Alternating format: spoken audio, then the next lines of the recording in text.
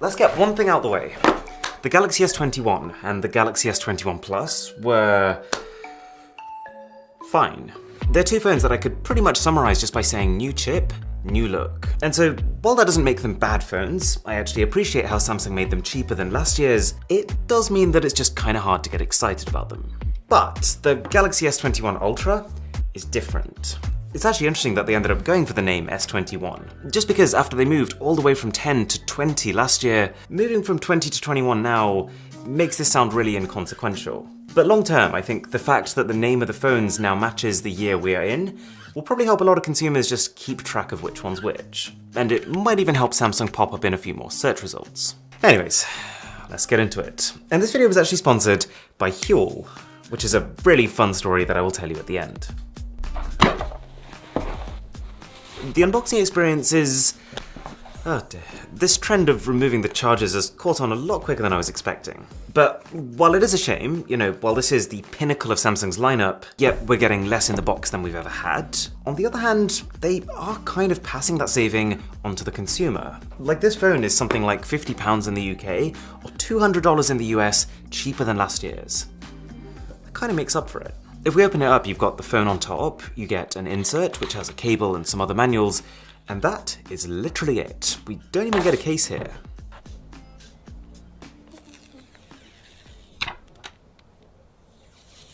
Right, here's what you came for though. This is an even better phone than it looks like. I haven't had it long enough for a full review, but I've had it long enough to say that Samsung has fixed almost every problem with the Galaxy S20 Ultra. There's just one thing you gotta look out for. Like, the design of this phone is 2 steps above last year's. Admittedly, that's not saying a huge amount, given that its predecessor was a literal grey monolith, but this whole camera module being integrated into the body of the phone idea, I think it works. Either way, you are gonna get a bump. But this changes the rhetoric from, would you look at that, we've got too many lenses, how do we try and hide them? To, hey, we've got a lot of cameras on our phone, and we're proud of it. They're part of our design. Now don't get me wrong, this phone is thick, and I say that with 5 C's, but it's still definitely the nicer phone to hold. It addresses the stickiness of the S20 with this frosted matte finish, and you don't have to worry about the jabby corners from the Note 20, because this is an S phone. And there's also an additional peace of mind element, because this entire thing is a Gorilla Glass Victus sandwich, meaning that both the front and the back are something like 80% more resistant to scratches. And coming from something like an iPhone 12 Pro Max, which is a phone that's taken sharp sides to its literal extreme, this is how I would rather my phone felt. Yes, it would have been nice to see some more exciting color options. And yes, the cameras do come down a little further than last year's, which means that every now and again your fingers do bump against it. But as far as I'm concerned, design, they fixed it. Even the screen is leveled up, and I'm gonna try and show you how. So take this. This is the Galaxy S10 Plus from 2019. And this phone screen was so good that even compared to most laptop screens and monitors that you find in 2021, this is still what I would call an A-grade display. And so you can probably imagine that the S20 Ultra from the year after is not just good, but amazing still. It's bigger, it's way more responsive at 120Hz instead of 60, and its color accuracy is officially rated as visually indistinguishable from perfect.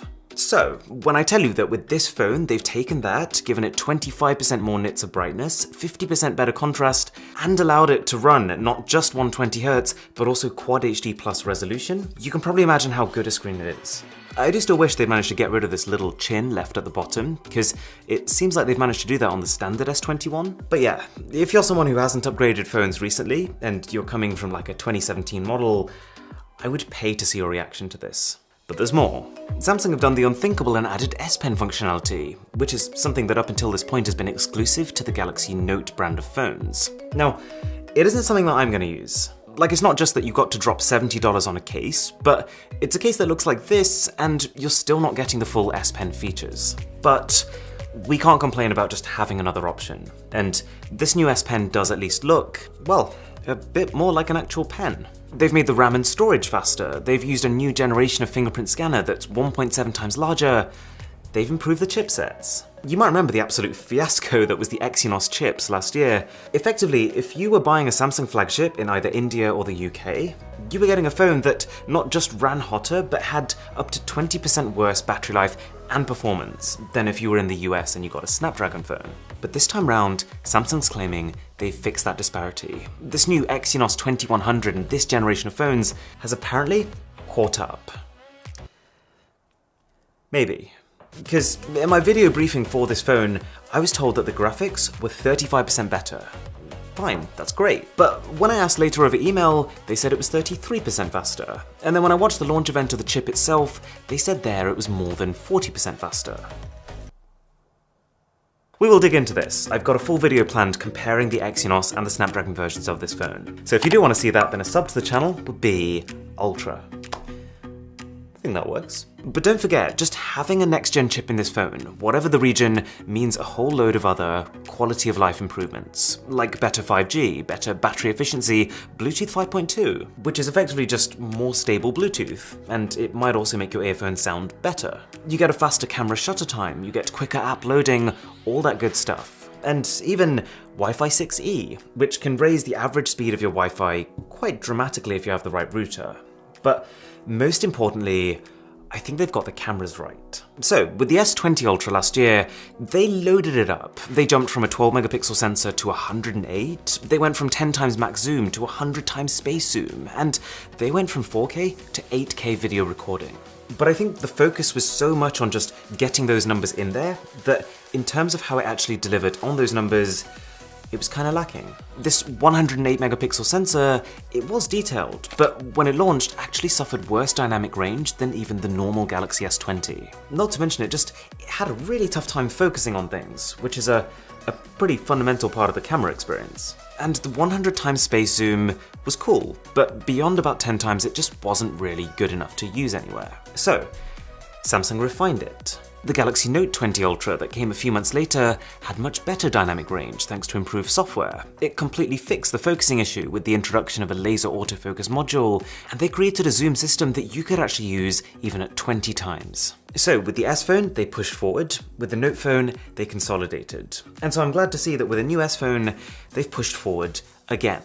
And they're now not just doing it in a way that feels like throwing out a load of big numbers. The numbers haven't even changed. This is still a 108 megapixel camera. It's still got 100 times zoom. It still records 8K video. But there are 3 big improvements here. The first one is obvious, it's zoom. While the S20 Ultra had just one 4x optical zoom camera, this phone has both a 3x optical zoom and a 10x optical zoom. And just this in itself has 3 benefits. It means that A, you can take a good photo at just about every point between 1x and 10x. Like this is 3x, this is 5x, this is 8x. It means that B, the upper limit of the zoom is higher. How far you can go while still getting a sharp shot. Like you can now actually take a 100 times zoom photo that is usable. Admittedly, it needs to be an absolute best case scenario, but at 30 times you can get an almost always sharp result. And C is video. See, the way that the last camera worked is that after you'd zoomed in 4 times, every extra bit of zoom beyond that point is digital zoom. But if you use digital zoom in video, it very quickly falls apart. So the most zoomed video you could really take was at 4 times. But on this camera, you can take 4K video at 60 frames per second at 10 times magnification.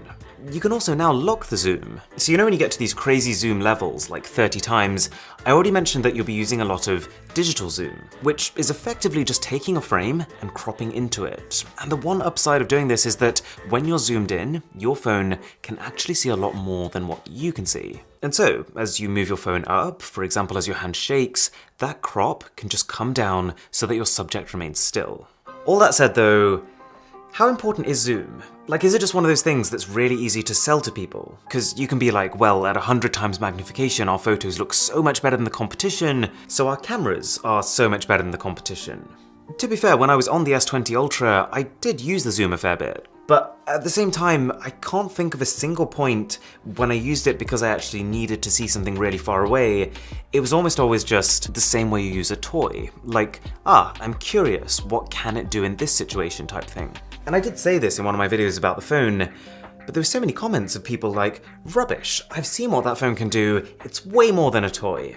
But then I realized that a lot of them had actually come from this video, which is actually a fake video. If this was what the phone could actually do, then I would say yes, fair enough, that is mad, but it isn't. Anyways though, zoom aside, the second big upgrade is the sensor. While the old one used Samsung's HM1 sensor, this one uses Samsung's HM3. The way it was described to me is that this will capture 64 times richer color and 3 times wider dynamic range. But I would just be a little careful about that, because what that's actually referring to is the fact that this can shoot 12-bit RAW images. And as cool as that is, most people won't be doing that. But what it will mean for just about every normal photo you take is still noticeably better dynamic range and still a pretty drastic improvement in low light. And who knows, I might find more improvements as I start to test it more in depth.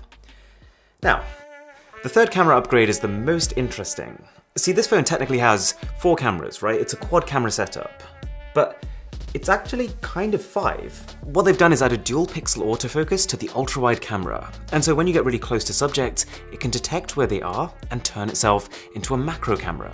I did see a fair few people online saying that they were surprised that Samsung didn't add some sort of 5th camera to fill this space, but they kinda did add a 5th camera. And by being a 2-in-1, it's not just that you're getting a free macro camera, it's that you're getting a better macro camera. Because it's true, most of them suck. With most macro cameras you're getting like a 2 megapixel or like a 5 megapixel throwaway lens, but with this, it's 12. This ultra-wide camera, and therefore this macro camera, has the same sensor as the main camera of the Galaxy Note 10. So, providing you're in decent light, it's an impressive result. There's a couple of other new software features like Vlogger View, which lets you record both the front and the back at the same time. Others have had this for kind of a while, but it's good to finally see it. And Director's View, which lets you preview all 3 different lenses at once. I can kind of see the use, but it's pretty niche.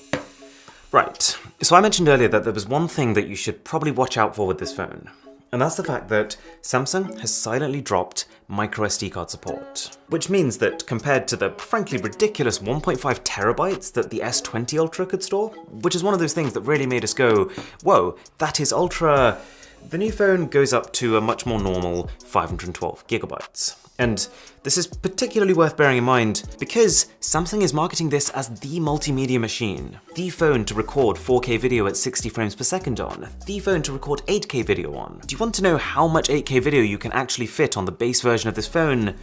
3 hours. 3 hours of 8K video, even at just 24 FPS, will completely fill every bit of storage you've got. And that's assuming you've got no apps, no music, and 0 photos. But I do have to say, Samsung has really covered themselves with this phone. Like, for pretty much every single hole you could potentially poke at it, there is a justification. Like for expandable storage, not only has pretty much every competitor also ditched their support for it, but Samsung has specifically tried to make up for it by making sure that their 256GB model, which is twice the base storage, only costs $50 more, while most companies will make this option cost an extra $100. You could say, Samsung, you're so cheap, you got rid of the AKG earphones in the box, I really wanted those. But at the same time, they're giving away free Galaxy Buds Pro to people who pre-order it. And those are like 10 times the value. You could even say, I saw this on Twitter, charging speed. The charging speed of the phone sucks. 25 watts, what year is this, like 1976? But what they have done is optimized how fast the phone charges with just 25 watts of power. And at the same time, they've halved the price that they're selling those 25 watt bricks for. So hang on for those detailed comparisons, but so far, I'm very happy. Okay, this is Huel. And you might be able to tell, I've never been this excited about a sponsorship because I've actually been drinking Huel for 4 years before the company reached out to me. I think they spotted me wearing a Huel t-shirt in some sort of past review, and they were just like, hey, do you want to talk about us in an actual video? Yes. Yes, I do. So when you buy Huel, you're basically buying an entire meal in powder form. You get a free shaker with it, and to make it you literally just add water and shake. And it's actually built so that you don't even need to pour it into anything, you drink it from the shaker. It's healthy, like almost the entire ingredients list is just oats, peas, coconuts and grains. It's got a ton of protein, it's got literally every vitamin. It tastes surprisingly good.